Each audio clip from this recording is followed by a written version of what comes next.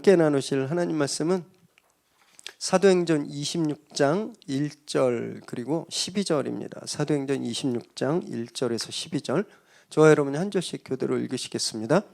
아그리빠가 바울에게 이르되 너를 위하여 말하기를 내게 허락하노라 하니, 이에 바울이 손을 들어 변명하되 아그리빠 왕이여, 유대인이 고발하는 모든 일을 오늘 당신 앞에서 변명하게 된 것을 다행히 여기나이다.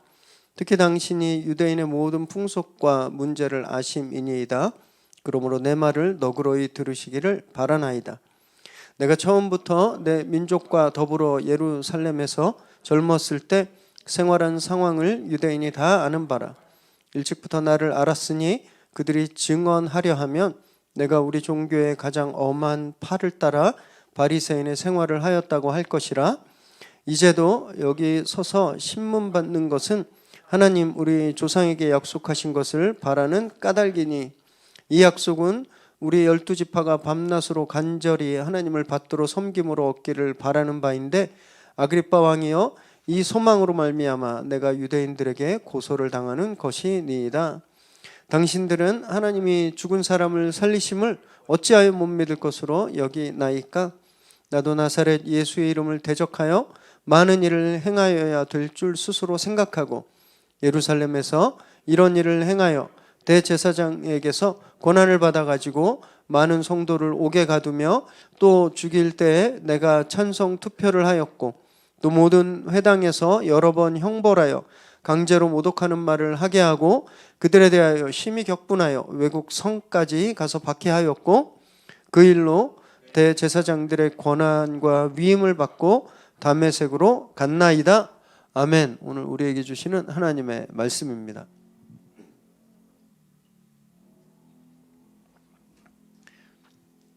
(1960년대) 그리고 (70년대) 미국의 또 전 세계적으로 테니스의 황제로 이름을 날렸던 아서 애쉬라는 선수가 있습니다. 지금도 보면 테니스계는 거의 다 코케이션, 그러니까 우리 흔히 말하는 백인들이 다 하잖아요. 이 아서 애쉬 선수는요, 아프리칸이었습니다. 그래서 아주 정말 화제가 되었고 너무너무 테니스를 잘 쳤어요. 모든 테니스 선수들의 꿈이라고 하는 그랜드슬램을 3번이나 달성했습니다. 그리고 최고 권위를 자랑하는 윈블던에서도 우승을 차지했어요.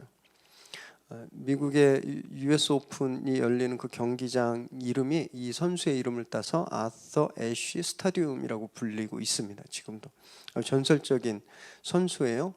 아주 최고의 자리에서 승승장구하고 있을 때 갑자기 심장마비로 쓰러지게 됩니다. 그래서 2번의 수술을 받게 됐는데, 정말 어이없게 이 수술을 하면서 수혈하는 과정에 에이즈에 감염되게 되었어요. 에이즈 감염된 피를 수혈받아서 에이즈에 걸렸습니다. 얼마나 기가 막혔겠어요. 결국 안타깝게 1993년 아주 젊을 때입니다. 50 되었을 때 세상을 떠나게 되었습니다.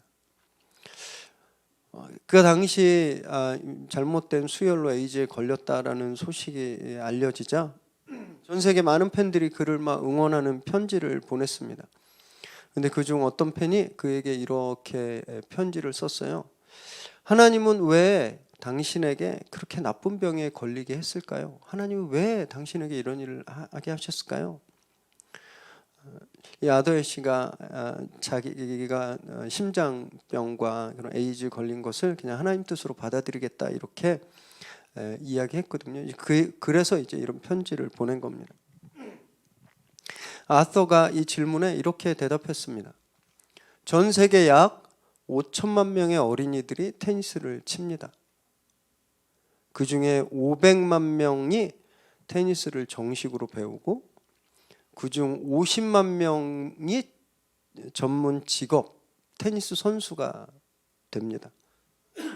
그 50만 명 중 5만 명만 리그전에 참여할 수 있고, 그 리그전에 참여한 5만 명 중에 5천 명만 그랜드슬램 대회에 참가할 자격을 얻습니다. 그리고 그 5천 명 중에 50명만 윈블던에 참여할 자격을 얻습니다. 이렇게 말해요. 그렇게 추려진 50명 중에서 단 4명만 준결승에 오를 수 있고 그중 2명이 결승에 오릅니다. 그럼 제가 이렇게 썼어요. 제가 그 과정을 거쳐서 결승에서 승리해서 윈블던 우승컵을 들었을 때 저는 하나님께 왜 접니까? 라고 질문하지 않았습니다. 이렇게 썼습니다. 이런 말이죠. 자기가 인생을 살면서 축복의 순간엔 하나님한테 왜라고 질문하지 않았다라는 거예요. 그것과 똑같이 내 인생의 고난과 역경의 순간에도 나는 하나님께 왜라고 질문하지 않겠다라는 겁니다. 축복의 순간이나 고난의 순간이나 동일하게 자기는 하나님의 선하심을 믿고 있기 때문이라는 거예요. 정말 굉장한 믿음이죠, 그죠? 우리는 정반대로 하잖아요. 행운을 얻거나 영광의 순간을 맞이하면 아무도 왜 내가 이렇게 질문하지 않습니다. 내가 잘나서 된 줄 알아요. 내 힘으로 내가 그냥 우연히 또는 그냥 큰 행운이 나에게 왔다. 그래서 그걸 아무도 왜 나한테 이렇게 좋은 일이 일어났을까 아무도 질문하지 않습니다. 그런데 조금만 힘들면요. 왜 나한테? 왜? 라고 질문하죠. 아서 애쉬의 그 공식, 자기는 영광의 순간에도 왜라고 질문하지 않고 처절한 순간에도 왜라고 질문하지 않는다.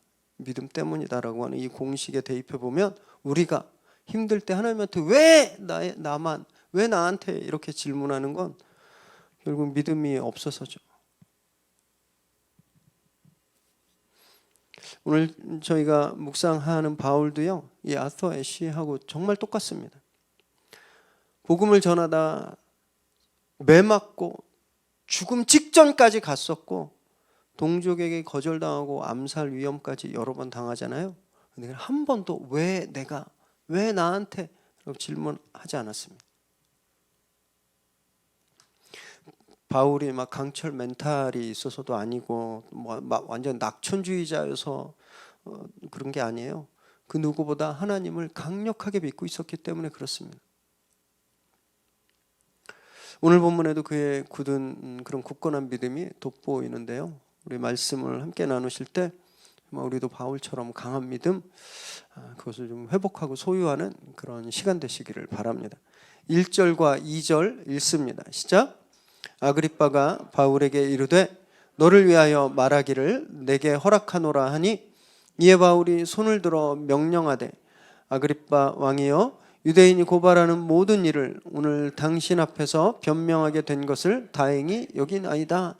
지난 본문에서 총독 베스도가 자기 취임을 축하하기 위해 방문한 아그리빠 2세에게 바울에 대해서 구구절절 막 설명을 늘어놓았던 것을 저희가 봤죠. 바울이 황제에게 항소해서 바울을 황제의 재판장에, 우리로 말하면 대법원에 보내야 되는데 왜 이렇게 근거가 없는 거예요. 이 사람을 왜 보냈는지 자기가 할 말이 없는 겁니다. 아무리 봐도 죄가 없기 때문에. 괜히 보냈다가 왜 얘를 보냈어? 너 와봐, 이렇게 추궁당할 수 있으니까. 죄목을 찾지도 못하고 그렇다고 놓아주자니 유대인들을 자극하는 것 같고 막 이러지도 저러지도 못하는 곤란한 상황이었는데 마침 유대를 다스리는 아그리빠 왕 2세가 방문한 거예요. 그래서 그에게 옳다구나 하고 조언을 구한 거죠. 그래서 아그리빠 왕이 뭐라고 이야기하면 그걸 바울을 보내면서 다 공문에 써서 아그리빠 왕이, 로마 황실과 굉장히 친분이 있었던 아그리빠 왕이 이렇게 이야기했습니다라고 보내면 결과가 어떻게 나든지 간에 자기 책임은 좀 면할 수 있을 거라고 생각했습니다. 그래서 바울이 오늘 아그리빠 왕 앞에 세워지는 거죠. 아그리빠 2세가 바울에게 이제 너를 위해서 변호해봐라 기회를 줍니다.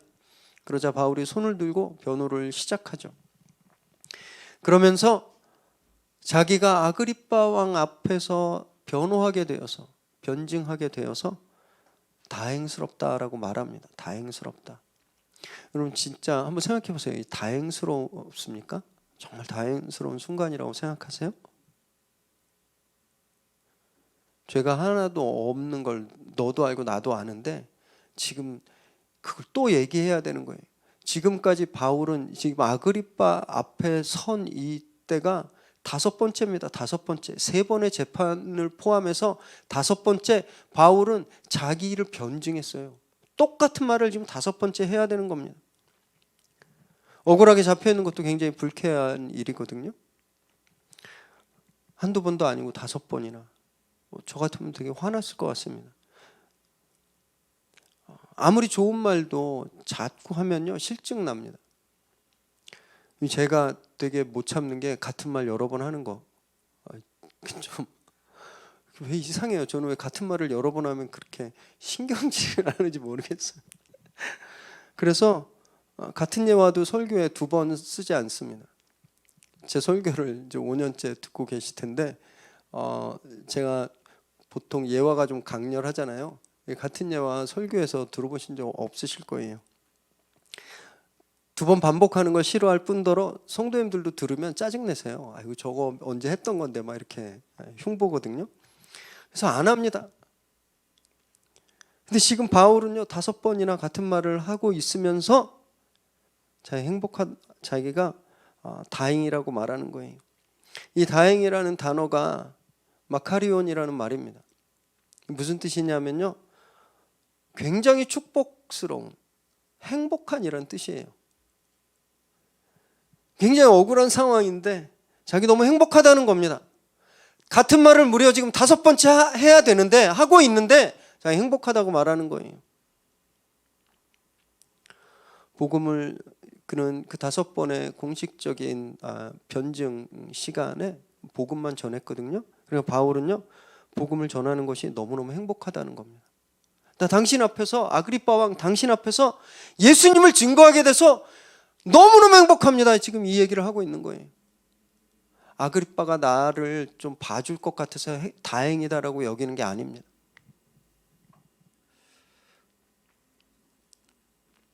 몇 번이고 반복해서 예수를 전하는 것 그것이 나에게 행복입니다 라고 말하고 있는 거예요.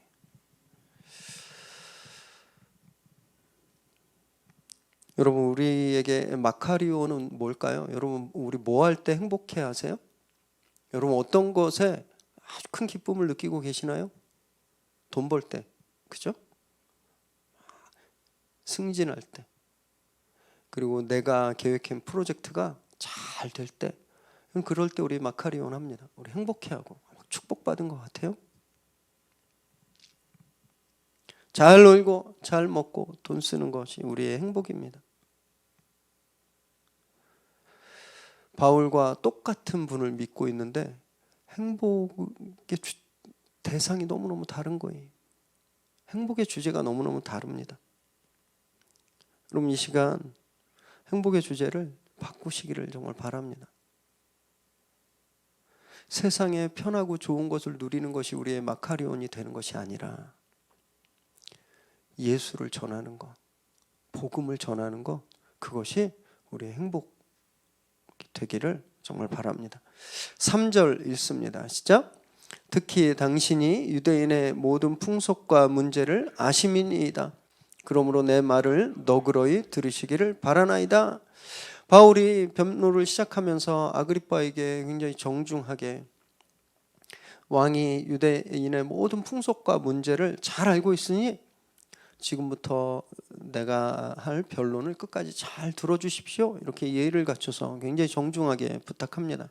실제 아그리빠 왕은요 어떤 권한을 가지고 있었냐면 성전을 뭐라고 해야 되나요? 이렇게 그 관리라기보다 그 코디하고 좀 매니지할 수 있는 그런 권한을 로마에서 그 부여받았습니다. 심지어는 대제사장을 임명할 권한까지 있었어요. 그리고 그 왕의 분봉왕에 대해서 말씀드렸지만 이 아그리빠 2세의 아버지 아그리빠 1세 때에 이 조각나 있던 분봉왕 지역들이 하나로 다 통합되게 되고 이 아그리빠 2세가 그걸 다 물려받았습니다. 굉장히 친유대적인 정책을 썼던 사람이에요. 주후 66년부터 70년까지 예루살렘 전쟁으로 로마에 막 그 이스라엘이 초토화될 때도 이 아그리파 2세가 유대인들을 보호하는 정책을 끝까지 썼던 사람입니다. 그래서 그가 유대인의 정세에 대해서, 이 기독교에 대해서도 잘 알고 있을 거라고 그는 믿은 거예요. 그래서 끝까지 내 말을 좀 들어달라고 부탁하는 거죠. 존중을 표하는 겁니다. 이 굉장히 지혜로운 설득의 기술이에요. 스튜어트 다이아몬드 교수, 와튼스쿨의 이 교수가 어떻게 원하는 것을 얻을 것인가, 그 책에서 아주 중요하게 이야기하는 것 중에 하나가 협상할 때, 대화할 때 먼저 상대를 존중하고 인정해라 라고 말합니다. 그래야 대화가 된다는 거예요. 그 사람을 존중하고 인정해 줄 때 내가 원하고 있는 걸 막 말하고 싶은 게 있지만 그 전에 그 사람을 인정해 주고 존중할 때 자기가 원하는 것을 설득할 수 있다라는 거죠. 여러분, 이거 되게 뭐 다 아시는 내용이지만 쉽지 않습니다. 왜냐하면 우리는요, 은연중에 상대를 무시하는 말을 너무너무 자주 날리고 있어요. 특히 가족들, 친구들처럼 가까이 있는 사람들에게 그냥 아무 생각 없이 툭툭 자존심 상하는 말을 던집니다. 그래서 상대가 막 좀 화내고 불쾌해하면 아이 뭐 별거 아닌 것 같고 또 삐졌네 막 이러고 자기가 한 짓은 생각도 안 하고 그냥 그러고 넘어가요. 그런 무심한 말들이 쌓이고 쌓여서 상처를 내고 그 속에 암처럼 자리 잡게 되면 회복하기가 정말 어렵습니다. 많은 상담하시는 분들이 공통적으로 하시는 얘기가 있는데, 거의 모든 내담자들의 상처가 다 그런 가족들, 특히 부모에게 받은, 어렸을 때부터 받아왔던 무시하는 말들이라고 얘기하는 거예요. 너는 그거밖에 안 되냐? 네가 뭘 잘하는 게 있어? 아이고 너 행여나 그렇게 되겠다. 애기가 막 레고로 막 만들면서 로봇 만드는데 귀찮으니까 저리 치워. 발 밟히면 아파. 그런 것들이 상처가 되는 거예요. 나 커서 발레리나가 될 거야 그랬는데 야, 네 몸을 봐라. 뭐 이렇게 얘기하는 거예요.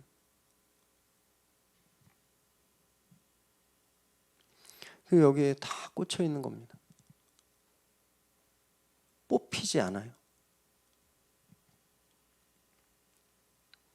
그래서 사랑하는 사람들에게, 가까이 있는 사람들에게 더 예의를 갖춰야 되는 겁니다. 더 예의를 갖춰야 돼요. 더 존중하고 더 인격적으로 대해야 하는 겁니다. 바울 보세요. 아그리빠가 자기 가족도 아니었어요. 그 굉장히 억울한 상황이었지만 아그리빠에 높이고 있잖아요. 존중하고 있잖아요. 이유는 하나였습니다. 그래야 그가 복음에 대해서 귀를 기울일 수 있기 때문에. 그래서 친절한 언어는 전도할 때 필요 충분 조건입니다. 예수 믿어, 교회 좀 가, 이거 안 돼요. 친절하셔야 됩니다. 존중하셔야 돼요. 다른 종교를 갖고 있는 분을 만나도 존중하셔야 됩니다. 인격적으로 대하셔야 돼요. 절에 계속 다니면 지옥 가 이렇게 얘기하지 마세요. 교회 다녀도 지옥 가는 사람이 있습니다. 저희가 친절하게 복음을 전하자고 플랜카드 걸어놨는데요. 저희들의 평생의 스트래티지가 돼야 됩니다. 바울처럼 자기의 감정, 자기 상황의 억울함들 일단 접어놓고 상대를 먼저 이해하고 존중하는 그런 저와 여러분 되시기 바랍니다. 그래서 친절하게 말하고 친절하게 대하고 또 친절하게 전도하는 저와 여러분 되시기를 바랍니다. 4절과 5절 읽습니다. 시작. 내가 처음부터 내 민족과 더불어 예루살렘에서 젊었을 때 생활한 상황을 유대인이 다 아는 바라. 일찍부터 나를 알았으니 그들이 증언하려 하면 내가 우리 종교의 가장 엄한 팔을 따라 바리새인의 생활을 하였다고 할 것이라.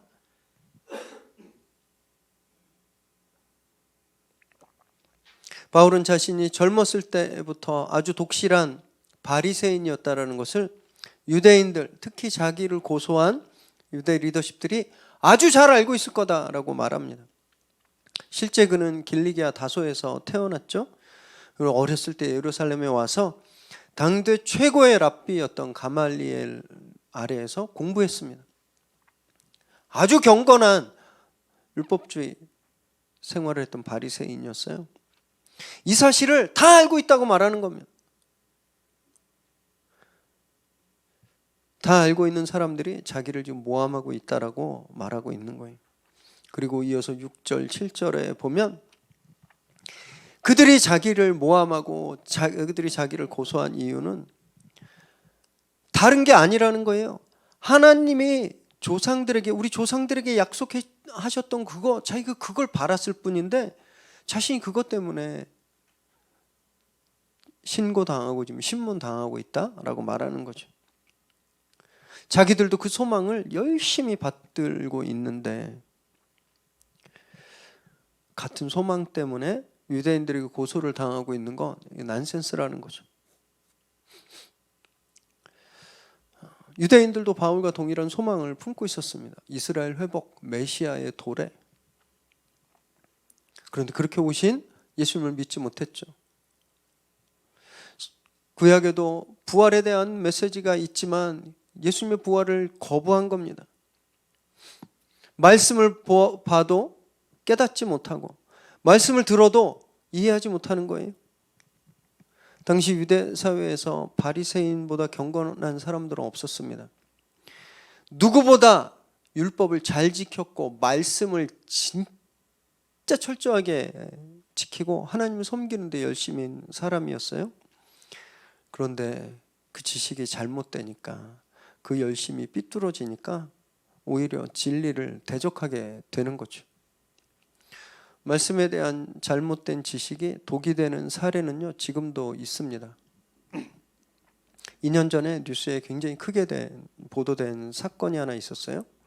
동대문구에 막 그 라이징 스타 교회가 있었습니다. 막 젊은이들이 막 몰리고 그리고 막 부흥하고 있는, 기독교 방송에도 막 나오고 목회 성공 사례 막 뜨고 그랬던 교회였어요. 근데 그 교회에서 막 내부 이야기들이 막 고발되면서 문제가 됐는데, 이 교회에 훈련 과정이 있습니다. 리더십 훈련 과정. 근데 이 리더십 훈련 과정을 고린도후서 6장 말씀으로 그대로 시킨 거예요. 고린도후서 6장 4절 5절에 보면은요, 뭐 하나님의 일꾼으로 자천하여 많이 견디는 것, 환난과 궁핍과 고난과 매맞음과 갇힘과 난동과 수고로움과 자지 못함과 먹지 못함, 이런 게 있으니까 이 말씀을 그대로 갖다가 리더 훈련 과정에 넣습니다. 그래서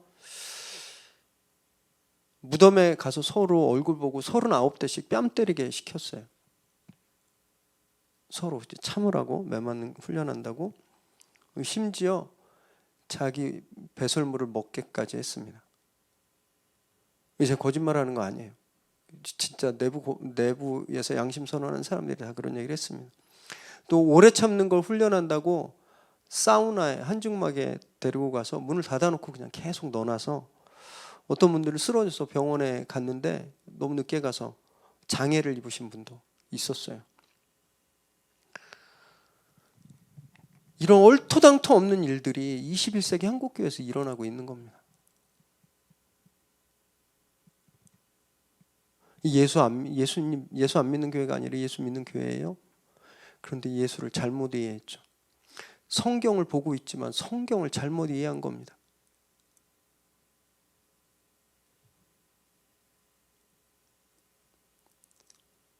저는 성경 보는 것보다 훨씬 더 중요하게 생각하는 게 있는데요.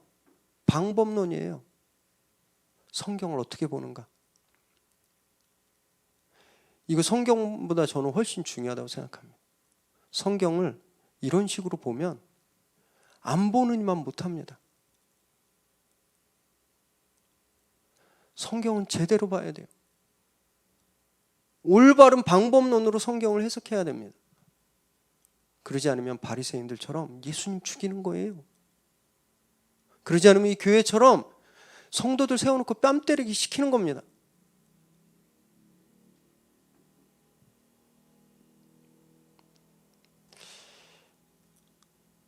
셀 수가 없어요. 이런 일들이. 목사로서 아주 분통 터집니다. 모욕감을 느껴요. 하나님의 말씀을 왜 저 따위로 보는지 너무너무 화가 나는 거예요.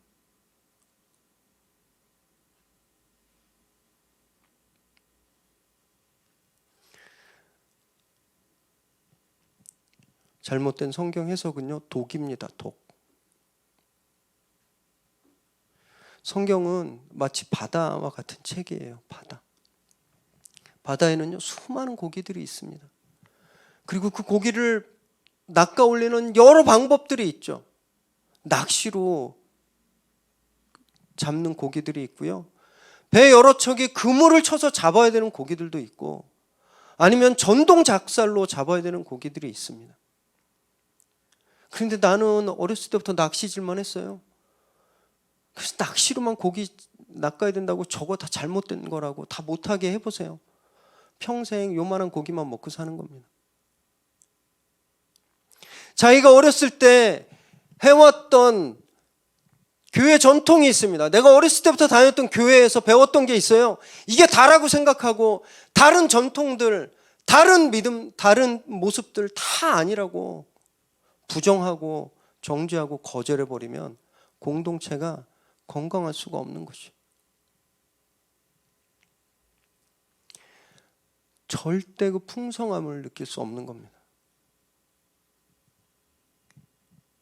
맨날 어떻게 볼락만 먹고 살아요. 고등어도 또 이만한 연어도 먹어야 건강하고 풍성함을 느끼는 거죠.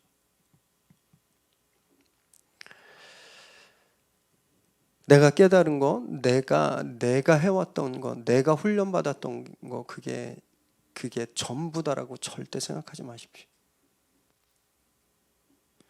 우리 교회만 진짜다라고도 생각하지 마세요. 이 세상에 수많은 교회들이 있습니다.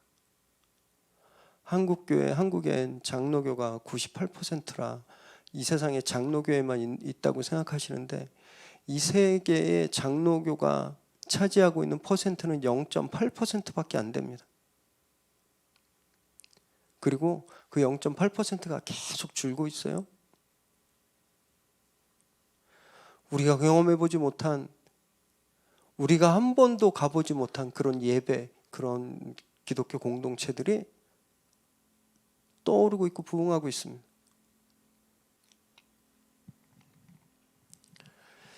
내가 가지고 있는 거, 내가 깨달은 거 내려놓을 때 우린 더 깊이 들어갈 수 있습니다. 우린 더 풍성함을 느낄 수 있는 거예요. 날마다 깨달음의 폭을 정말 넓혀가고, 그래서 더 깊은 묵상 가운데 나아가시는 저와 여러분 되시기를 정말 바랍니다. 8절 읽습니다. 시작. 당신들은 하나님이 죽은 사람을 살리심을 어찌하여 못 믿을 것으로 여기나이까? 바울은 지금 아그리빠 왕에게 자기에 대해서 이야기하고 있잖아요. 그런데 갑자기 어조가 바뀌는 거예요. 굉장히 격앙된 어조로. 당신들은 하나님이 죽은 사람을 살릴 수 있다는 것을 왜 믿지 못합니까? 라고 소리치는 겁니다. 아마 이 자리에 총독, 베스도, 아그리빠 왕, 버니게 외에 아마 상당수의 유대인들이 있었을 거예요. 그래서 바울이 그들에게 지금 외치고 있는 겁니다.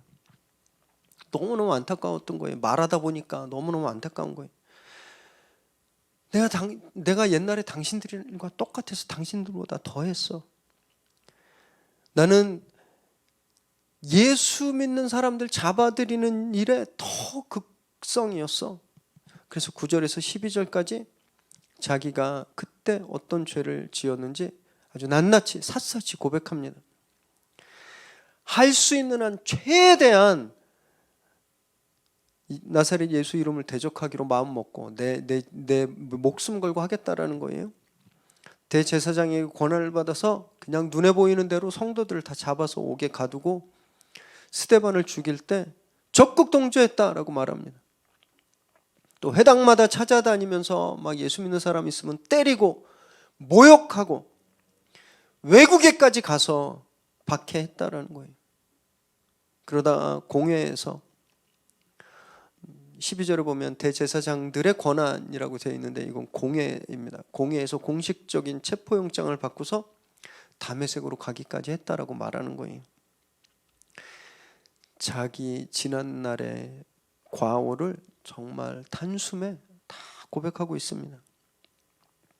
이 자리에 지금서 자기를 모함하고 있는 그 어떤 유대인보다 내가 옛날에 더 과격하고 거칠게 예수를 반대했었다고 말하는 겁니다.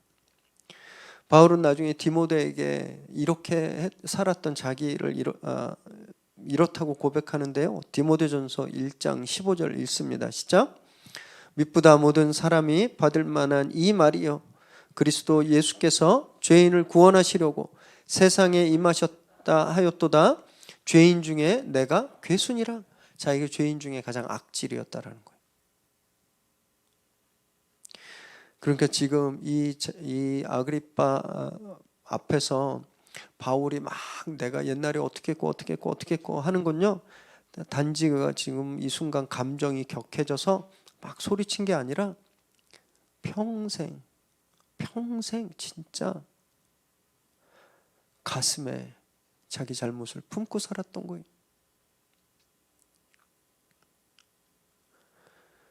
그 자리에서 자기 잘못을 또 회개하고 있는 겁니다.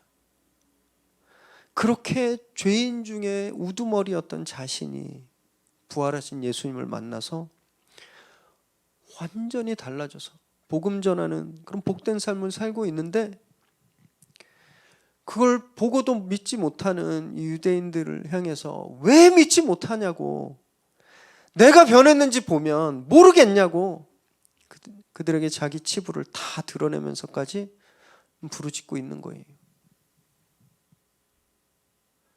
하나님을 믿는다고 하면서 당신들 하나님이 전능하시다라고 맨날 말하면서 그 전능하신 분의 말씀을 달달달 외우면서 그 전능하신 하나님이 죽은 사람을 살릴 수 없다는 것이 말이 되냐? 그럼 결국 하나님이 못하시는 일이 있다는 거 아니냐라는 거죠. 피를 토하는 심정으로 그들에게 믿으라고 권면하고 있는 겁니다. 바울은요, 지금 자기가 무슨 자리에 있는지 잊어버린 것 같아요. 그죠? 아그리빠가 바울에게 뭐 하라 그랬어요? 너 변호해봐 그랬습니다.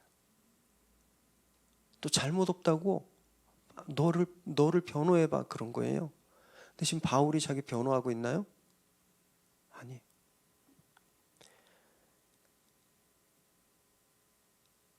예수님 전하고 있는 겁니다. 예수님.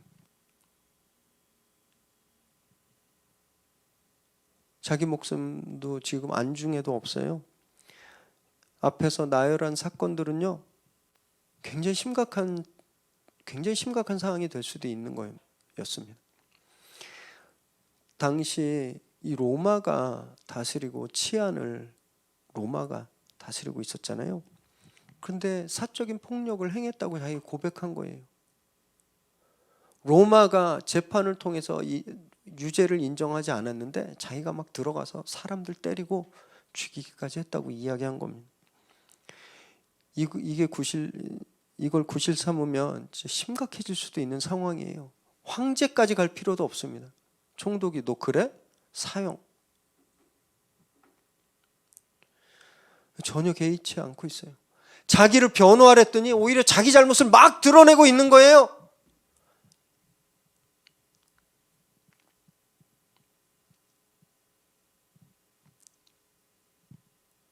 예수님 때문이죠.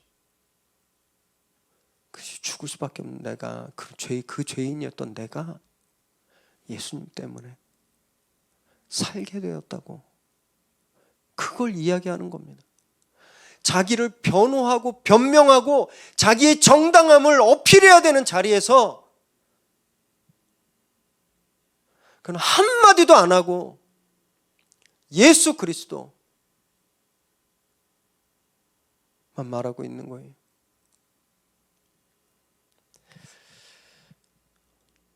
한 번도 얘기하지 않았죠. 왜 내가 매를 맞아야 되는지, 왜 내가 갇혀 있어야 되는지, 왜 당신들을 날 못 살게 구는지 이 말 한마디도 안 했습니다.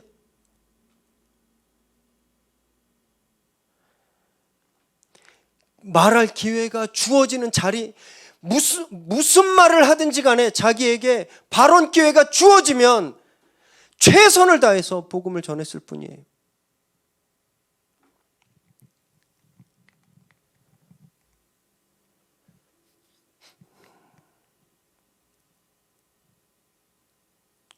여러분, 그래서 믿음에는요, 왜라는 의문부사가 없는 겁니다. 믿음엔 오직 복음이라는 명제만 있는 거예요. 바울이 자기 변명을 하지 않고 오직 복음만 전했던 이유는 믿음 때문이었습니다. 하나님이 자기를 이 자리에서 죽게 하지 않으실 거라는 강력한 믿음이 있었어요. 말씀하셨으니까. 너 로마에 가서 증거하게 될 거라고 말씀하셨으니까. 자기가 여기서 무슨 말해도 자기 안 죽는 걸 알았습니다. 내 변명 안 한 거예요. 예수 그리스도 이야기한 겁니다. 이것이 믿음이에요. 여러분, 우리도요 이제 왜라고 묻는 것을 좀 그만하면 좋겠습니다. 왜 내가 이 집 구석에 시집 와가지고, 왜 내가 하필 이 직장 가서, 왜 하고 많은 사람 중에 하필 내가 저 사람을 만나서, 왜 그 많은 교회 중에 이 조그만 교회 와서, 왜 우리 계속 왜라는 질문만 하고 있거든요. 그 질문을 좀씩 그치시길 바라요. 하나님이 우리를 선하시게 이끌어 가신다라는 그런 믿음을 좀 회복하시기 바랍니다.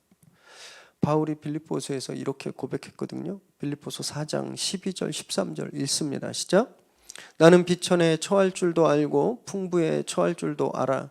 모든 일 곧 배부름과 배고픔과 풍부와 궁핍에도 처할 줄 아는 일체의 비결을 배웠노라. 내게 능력 주시는 자 안에서 내가 모든 것을 할 수 있느니라. 너무너무 잘하시는 말씀이죠. 내가 능력 주시는 자 안에서 모든 것을 할 수 있느니라. 사무실 가면 이런 이 액자 다 걸려있고 집에도 막 걸려있고, 그래서 능력 주시는 자 안에서, 예수님 안에서 나 좋은 대학 가고, 예수님 안에서 좋은 직장 얻고, 예수님 안에서 부자 되고, 예수님 안에서 내가 못한 일이 없다라고 생각하시잖아요. 바리새인들이 성경을 그렇게 봤어요. 바울은 여기서요, 내가 비천함에 처해도 왜라고 질문 안 하는지 그걸 말하는 겁니다. 내가 매 맞고 죽을 뻔했던 그 순간에도 왜라고 질문하지 안 했던 그 이유에 대해서 말하고 있는 겁니다. 자기는 그 문제에서 자유로웠다는 거예요. 그걸 배웠다는 겁니다. 예수님에게서 십자가 지시고 죽으시고 살아나신 예수님을 통해서 매맞고 실패하고 빼앗기고 괴로운 그 순간에도 왜라고 질문하지 않는 법 배웠다라는 거예요. 단지 힘든 시간, 예수님도 참았으니까 나도 억지로 참자, 이렇게 이악 물고 참는 것이 아니라 넉넉하게 이기는 방법을 배웠다는 겁니다. 죽음을 이기신 분이 나와 함께 하시니까.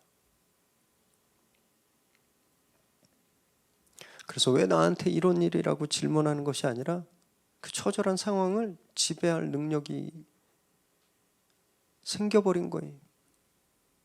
그 능력이 바로 믿음입니다. 믿을 때 우리도 이런 경지에 오를 수 있는 거예요. 그래서 사랑하는 여러분, 정말 믿음 안에 거하시길 바랍니다.